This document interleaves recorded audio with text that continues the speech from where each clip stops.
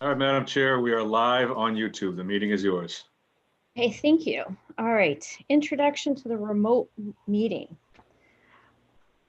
I, Faith Stevens, being president of the Northborough Parks and Recreation Committee, is opening the meeting, and it is being conducted remotely and consistent with the Governor Baker's executive order of March 12, 2020, due to the current state of emergency in the Commonwealth due to the outbreak of COVID-19 virus. In order to mitigate the transmission of COVID-19 virus, the town of Northborough has been advised and directed by the Commonwealth to suspend public gatherings, and as such, the governor's order suspends the requirement of open meeting law to have all meetings in a publicly accessible physical location. All members of the Northborough Parks and Recreation Committee are allowed and encouraged to participate remotely. The order allows Northborough Parks and Recreation Committee to meet entirely remotely as long as reasonable public access is afforded so that the public can follow along with the deliberations of the meeting. The public is encouraged to follow along using the posted agenda unless the chair notes otherwise. Members of the public who wish to view the live stream of this meeting may do so by going to Northborough Remote Meetings on YouTube via the link listed in the agenda. Ensuring access does not ensure public participation unless such participation is required by law. This meeting will not feature public comments. The chair confirms that the board members and persons anticipated on the agenda are remotely present and can be heard by stating the following. So I need to take roll call. Members, when I call your name, please respond in the affirmative. Okay. Tracy Camerano. Yes, here. Sean Durkin. Here. Gary Magalino. Here. Scott Charpentier.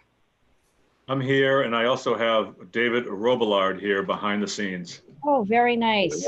Welcome. Over. And Allison Lane. Here. Okay. I now call the meeting to order.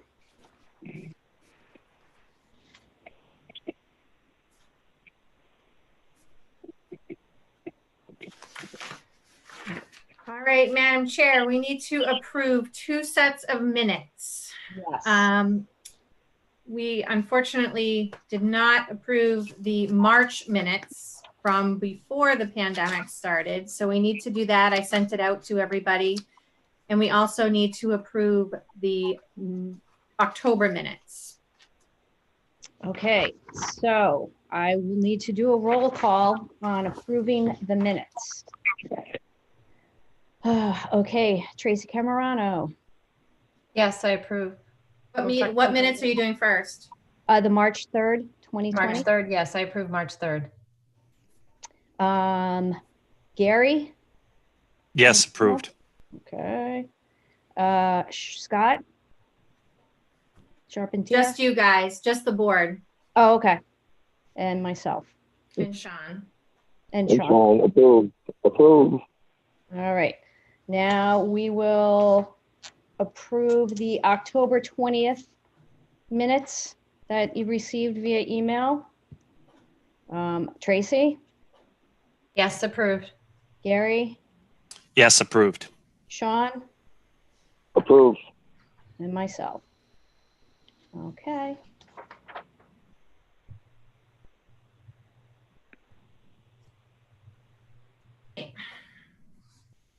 So I guess if we follow the agenda, I'm up first. Aboard.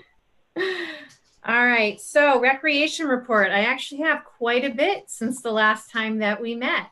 I'm not sure if you guys are aware, but I have started running programs starting in November, and I've already generated over $16,000, which is great, except that I just started paying my bills this week. So that's going to slowly start going out again. But it means that we're generating interest. People seem to be really happy that we're running programs again. I've gotten a ton of compliments. People seem to be excited to get their kids out. Everything is filling. So that's good. The only reason I think that we're having trouble keeping up is because we have to keep our numbers very low. So I'm actually renting gym space over at Westboro Tennis and Swim to run a basketball program with Marty Murphy, which is kind of painful considering we have an open gym right next to me, but the town hall is still closed to the public. So I have to go to a facility that is open to the public. Those classes filled right away. We're running sewing classes. Those fill up faster. As soon as I send them out, they're full. We're running swimming, tennis, karate, baseball. So we're doing all sorts of different stuff. Currently, I am not running any online programming. I just wanted to run that by you guys. I've tried to get feedback from parents, and there's not a lot of interest in spending $100 to $200 on a Zoom class when their kids are sitting at their computer and Zooming all day for school. I tend to agree with it because I have 2 kids that are doing that, and I certainly am not in a mental state to pay a lot of money for them to do any type of online programming. And I'm not seeing a lot of success with other towns with the Zoom programs that are athletic. You know what I mean? It's just not working with the kids trying to do exercises and run classes on a Zoom in their living room. So I've sort of not gone down that avenue. I'm just doing the classes where kids are actually going in person. And once it gets nice out, we'll be able to really ramp up and do a lot more programming. I did speak with Keith Lavoie, who works over at Central Office for the schools, and he has given me the okay to move forward and plan for summer camp, which is the best news I've had in a very long time. With the vaccine coming out, they're under the assumption that people should be vaccinated by the end of June. So we're going to just move forward. We're going to plan camp. I am going to run my signups just like I would in February. And we're just going to see how it goes. I'm just going to, in the mindset that this is going to happen. I'm going to also be planning all of my week-long summer camp programs. Obviously, things might have to be modified. Instead of taking 140 kids per week for camp, I'm going to lower it to 100. And then if we can take kids off the wait list, if things improve and we get to a point where they're not wearing masks and people don't have to stand 6 feet apart, I can just start taking kids off the wait list. I just don't want to take 140 kids and then tell 40 kids, sorry, you can't do it. So I'm going to kind of do it in reverse. That's what I was going to ask. Yeah. And one of the other big differences is that I'm not going to hire staff until later. Normally I do it the week in March where the college kids are home for spring break. I think I'm probably going to wait until mid-April to do that. I'm certainly going to reach out to the staff that was supposed to work last summer and see who can come back. I do believe that both of my camp directors can come back. I know one of them is definitely able to come back. I haven't spoken to the second one. So we're going to move forward with that. I do need to sit down with John and talk about Michelle's replacement, because if we are moving forward with camp, I was told that we can move forward with replacing my assistant. So that's going to probably, hopefully happen in the next 2 or 3 months. And that's all I have for recreation right now. Oh, update on fields. There really isn't any field update. Everything is pretty much closed. I did get a phone call from, and now the name is going to escape me. There's a school, and I believe it's a very small private school near Memorial Field. It starts with an F. It's the name of it. What was it? Faye? No, it's very, I think it's a private, I honestly can't think of it. Fitzgerald's? Yes, Fitzgerald. Yep. And they wanted to know if it was okay with me to bring 9 kids, because apparently they can walk to Casey Field during PE class and just kind of be outside and take mask breaks and things like that. I told her that I didn't have a problem with it, just to stay off the fields if they were very wet and had lots of snow on them. And she completely understood where I was coming from. You know, I told her 9 kids is not a lot of kids, but depending on what they're doing, you know, you can really tear up the field. So she was very agreeable to what I was talking to her about. So I need to reach out to Mike, the president of baseball, just to kind of give him a heads up, because if he's driving by and he might see, 9 kids out there with no masks on. That's kind of what their outside time is to take a walk over the memorial field. It may be worthwhile, Ally, to also share it with police department, as they'll be walking down a state highway with no sidewalks. Yep.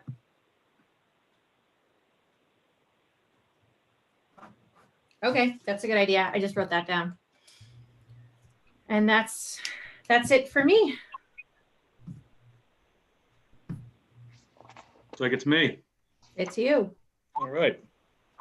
Scott Charpentier, DPW Director. It's a very light DPW report. Everything's closed. There's not a lot going on. We did order and received message centers for all of our fields. These are those kind of cork boards you see inside with enclosures and small roofs on them with 2 posts that you'll see at trailheads. Just an opportunity to post rules and regulations associated with the fields. The intent is to post our COVID compliance requirements that seem to be changing every time the governor takes to the podium, as opposed to us purchasing signs, putting them up, throwing them away, purchase new ones. These were purchased through a grant that was obtained by the Board of Health. We have them at the highway garage. There's not a lot of need for them right now because the fields are closed, but prior to them being open for use, the message centers will be up and they're permanent installation. So when this has passed and we get back to a normal operations, we can still utilize those centers for announcements and things. The only other item I have that is not on the agenda for DPW update is the Assabet Playground project. The survey work is complete. The design work associated with the grading and play spaces has started. It's at the conceptual level.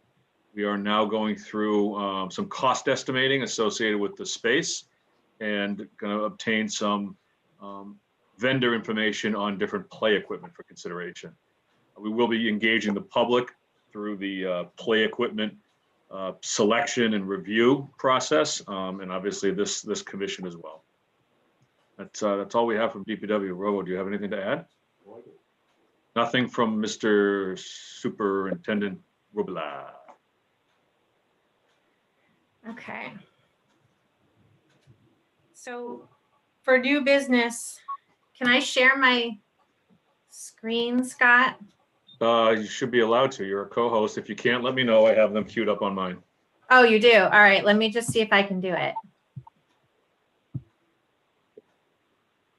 Do you guys see this? Yes, we do. Okay, hold on. I'm just gonna. All right. So what we're looking to do is a shared streets grant. And I can't make this bigger because the thing up top is in the way. Hold on.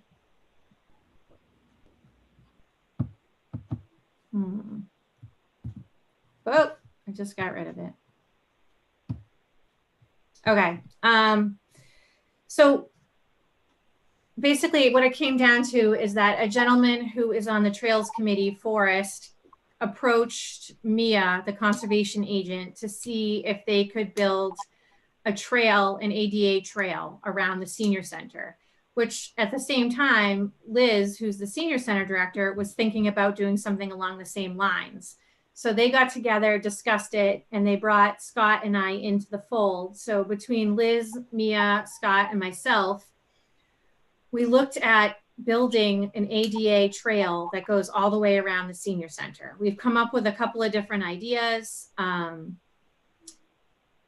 think this is the one that we pretty much wanted to move forward with. Scott, are you in agreement with that? That the one I have up is the one we were looking at? Yeah, we had a public charrette at the senior center during a lunch pickup. Got a lot of interest from the seniors that came by to pick up their lunches. There were 2 alternatives that were shown, and the discussion kind of resulted in a blending of the 2 alternatives, which is under development now by the landscape architect, and it removes the loop you see crossed out near Barefoot, and then adds the lower loop that kind of goes around the parking lot. So that's was the result of those charrette we conducted. And where you guys see the crossed out where all those trees are, that's the recreation land. Okay, and the recreation land goes almost up to the pond.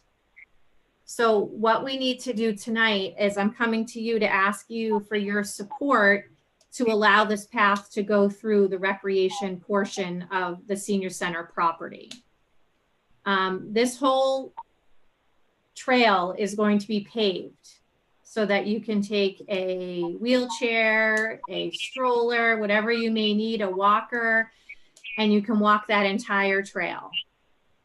And the reason we wanted to bring it out, if you look where it goes underneath the parking lot, that was one of the holes for the disc golf. That was sort of, what's the word I want to use, Scott? It was Clear pretty cut. much clear cut. So it's wide open, which would make it a good spot to put a trail in there. And Mia loves it down there because of all the, am I saying this right? Deciduous. There's all sorts of different trees and bushes and things that the conservation agent thinks is fantastic. So she really wanted to have it down there and going through there. And I completely agreed because it's really a neat spot. And this would be obviously very passive recreation. It's just walking. But I think it's going to be a huge contribution to the community. And I actually spoke in front of the Conservation Commission last night, talked about this whole project, and they loved it. So I was really happy because the rest of the land is conservation and town property. So we needed to get permission from the Conservation Committee to do this project, and they did approve it last night. So what I'm looking to do is just have you guys vote on approval of us moving forward and applying for the grant. And they need to know that you guys are okay with us using the recreation portion of the property. Any questions? I have one. Yes. What is the I have two actually. What's the total loop distance? Approximately a half a mile. Oh, okay. And are we going to have to put up signage regarding bikes and that type of thing? Or We we, would have my expectation is we would have a use board, a use policy board okay, placed at likely two of the trailheads, probably maybe three of them that are accessible from the parking lot. The Shared Streets is a grant program that's being administered by Mass DOT to promote healthy outdoor activities for seniors and the disabled community. So that it's a Okay. competitive grant. It's not guaranteed, but getting the support of the senior community, Parks and Rec, Conservation goes a long way in showing the department that this project's an important project to the town. What do you guys think? it's a I think it's great. I think it looks great. Yeah, Yeah. I mean, it's right at the top of what the master plan and the open space and recreation plan want. And that was accessible walking in town. And this is like the perfect example of that.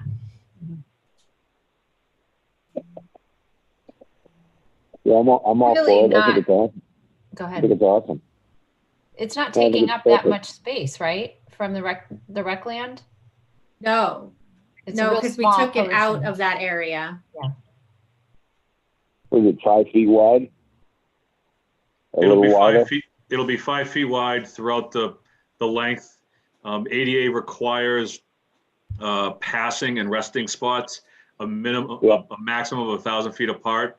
We have them spaced somewhere between 500 and 700 feet apart, as well Okay. as vistas. Excellent. I think it's wonderful. Yeah. a great idea. I agree. I think it's great. So can I motion that we approve it? Absolutely. Yep. Second that. word. Okay. So can you guys take a roll vote, please?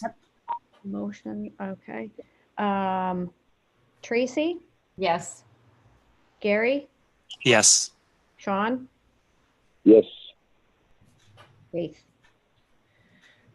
All right, so we'll have a letter drawn up. Madam Chair, Yes? how do you vote? Madam Chair votes yes. Then it's unanimous. Unanimous. All right. I'll have a letter drawn up and I will have Faith sign that. I'm gonna stop sharing this now. Okay. And so next, we wanted to talk about the CPC application for pickleball at Ellsworth McAfee Park. Now, I know we talked about this in October, so I don't want to take up too much of your time, but I did pass in the application since we've talked about it. We are going for the 6 courts at Ellsworth. Do you have that to bring up, Scott, or? I know I brought it up the last time. The community is very excited. There's only been 4 applications in for CPC as far as I know. So I think that gives us a really good chance at getting the money for the pickleball. What I need you guys to vote on today is creating a letter of support to the CPC board saying that you support us putting these on our park property. Obviously, this is a really big, important park to, you guys as our commissioners. So we need to make sure that you all support this and are willing to put that in a letter to the CPC. You need us to take a vote on that as well? Do you guys have any questions about this project or the CPC application before you vote on it? I think the only thing we brought up last time that I remember was parking. But we feel there's enough space that it's not going to conflict too much when there's heavy youth days there. So I'm assuming you looked into that piece of it. The only time it's really going to conflict is the weekends.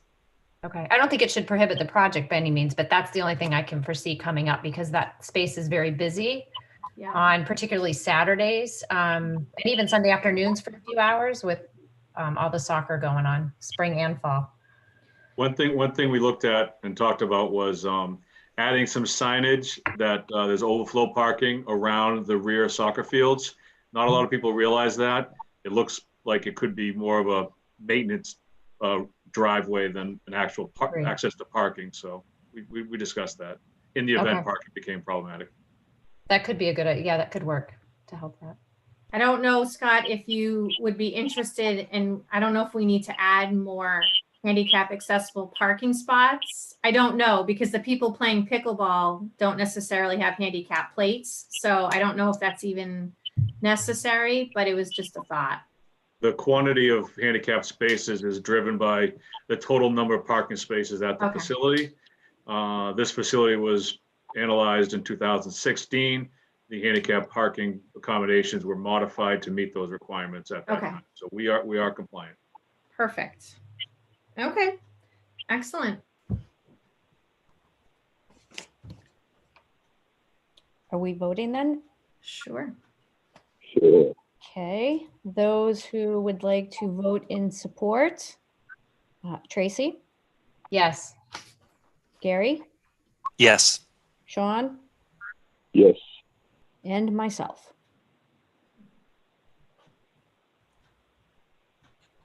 Okay, Excellent. For old business, one thing I wanted to do, and this should be our last vote, is that last time we talked about nominating Tracy as the liaison for the master plan implementation committee. We need to take a vote on that, a formal vote. So if Faith, if you don't mind just setting that up so that everybody votes on that, then she can be officially nominated for that. okay, it's for can you repeat what it was for again? Oh, sure. It's for Tracy to be the liaison for the master plan implementation committee. Sorry, guys, I'm taking minutes as well. Okay, so calling to order a vote for nominating Tracy as the liaison of the master plan Implementation Committee. Gary, how do you vote? I vote yes. Sean? Yes. And myself, all yeses. Tracy, you still want it? No turning back now. The vote's been taken. No, I quit. Too late. I know. Thank you, guys. And then the last thing I have for old business was just to discuss the CPC application for Aspet Park. But Scott, you talked about that earlier, correct? Yeah, if there's any questions the commission has, we'd be happy to field them. We are beginning the process of evaluating equipment and looking at costs. So the project really hasn't hit any meat and potatoes yet. It's still being developed. I have a reminder for you, if you don't mind. Okay. Scott had mentioned it when you write the letters. I think it's important to say that it was unanimous. That always carries weight when you're applying for grants or even CPC applications. Good comment, good point. Excellent. I will do that, Sean. Thank you. Great, thank you. Can you guys still hear me? Because my husband just decided to start the generator right outside the window. So What are you saying? all I What? can hear right now is the generator literally outside my window. I'm glad it works, but That's good. That's good preparation. yeah, especially since he's not here when we lose power. Lastly, I just wanted to talk to you guys about the meeting for January. We generally do not meet in January, so I just wanted to confirm that you guys are still okay with that. We don't have a lot going on in January. If anything comes up that we do need to meet, I will certainly set something up, but I was just going to move forward with the first Tuesday in February, if that works for you guys. Yep, that sounds good. Yep, that Okay. works. That works for me. Okay.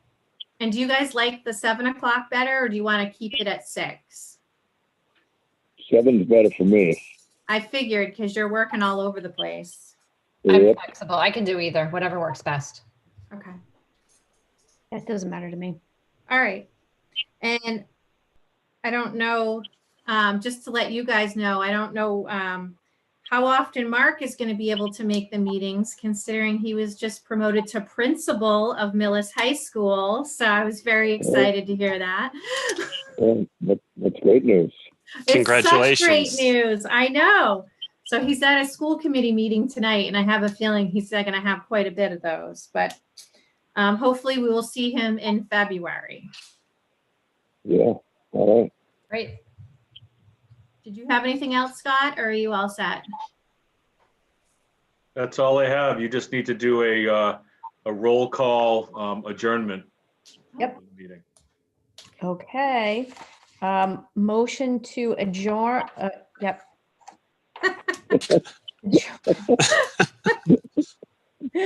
Tracy, That's good. Second. John, I affirmative. and myself. All right, guys, thank you. If anything comes up or if you hear